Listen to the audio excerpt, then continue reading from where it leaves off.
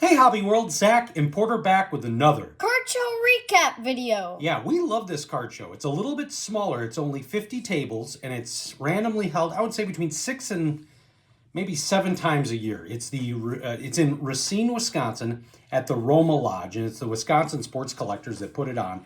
And it's pretty well attended. They do a lot of auctions.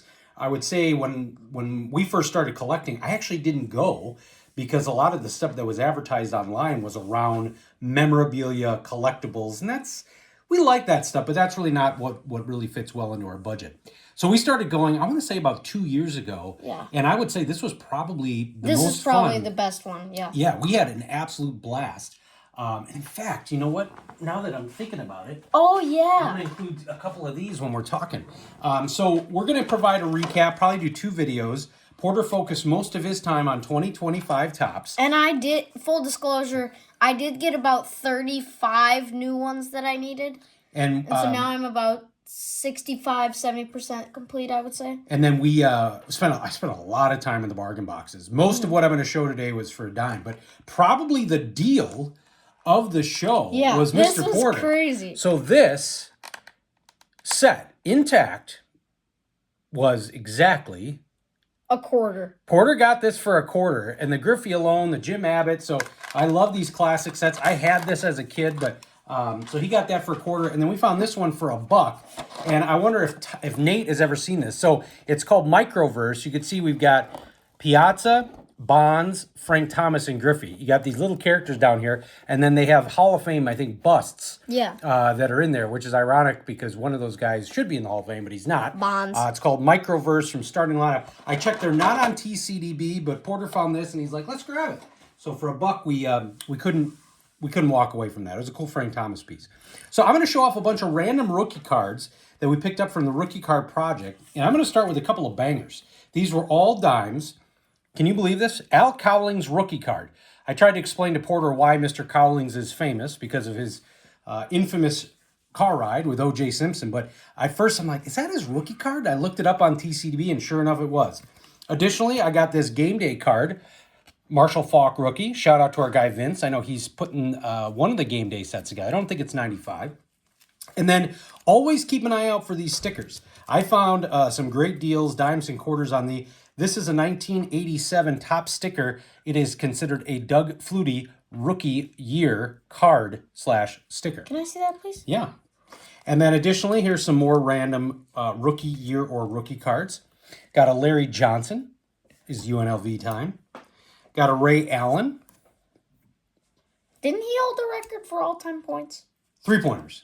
Oh, and then Curry broke it, yeah. Then we got Duke's Grant Hill. Kareem held the record for points, Moving to football, yes. Okay. Got Terrell Davis, Hall of Famer. Another Hall of Famer. I'm a sucker for offensive lineman, Jonathan Ogden. Did he play at UCLA? He did. And then Porter was asking me about this guy. This guy had an amazing year. And I think people thought that Devin Hester was going to turn a lot like Dante Hall, who was nicknamed the Human Joystick. This is from Absolute 2000. And the other cool thing is this is numbered out of 3,000. Oh, I didn't realize And it is that. considered a rookie card. There were a bunch of different variations, but that is the rookie card. And then I grabbed this John Navarre card, and Porter's like, who the heck is John Navarre? Well, when I was going to college, John Navarre had just graduated from a high school in Milwaukee called Cudahy. And he ended up being the quarterback at Michigan, and a lot of my buddies in college were from Cudahy, and so they were following him closely as he played his career with the Michigan Wolverines. I don't think he ever started a game in the NFL, but that was kind of my connection. Then Daryl Johnston rookie card. Did not have this Cortez Kennedy. This is the rookie card. In fact, I don't think it's in here, but I also picked up the tops traded. And that was another great thing this weekend. We found some great cards that were, traded, extended sets. Here's one from the baseball variety, a Jimmy Key XRC. This is 1984 tops traded. 1989 score supplemental of Dermonte Dawson. So I thought I had this. I did not. I was batting pretty well. I'll never pass up a Bruce Matthews rookie card for a dime. Then an Andre Rison rookie card for a dime. Then shout out to our guy Jason at the Basement Card Collector. So this is Chalk Talk. This is a Charlie Ward rookie card, but it's the members only. You can see that round circle there below the top Stadium Club logo. So that is awesome. Another Hall of Famer, Willie Roaf. A Billy Wagner rookie card in the dime box. I didn't realize he played for the Astros. Yep, couldn't pass this up. A 1989 Broder of Greg Jeffries.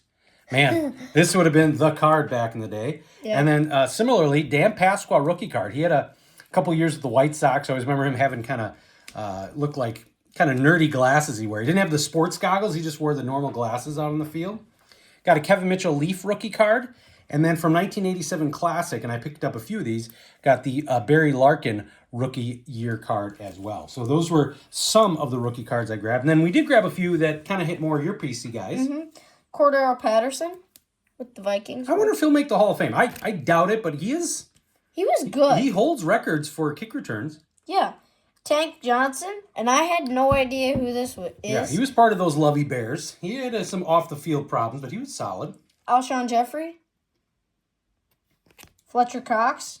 Who probably will be a Hall of Famer. Yeah, I also agree. Martin Gramatica. Got to give those special teamers some love, and that is a rookie card. Booger. Anthony McFarland. So you were always picking up the Suns card, and so when I saw that in the dime box, I'm like, all right, I'm grabbing that Booger card.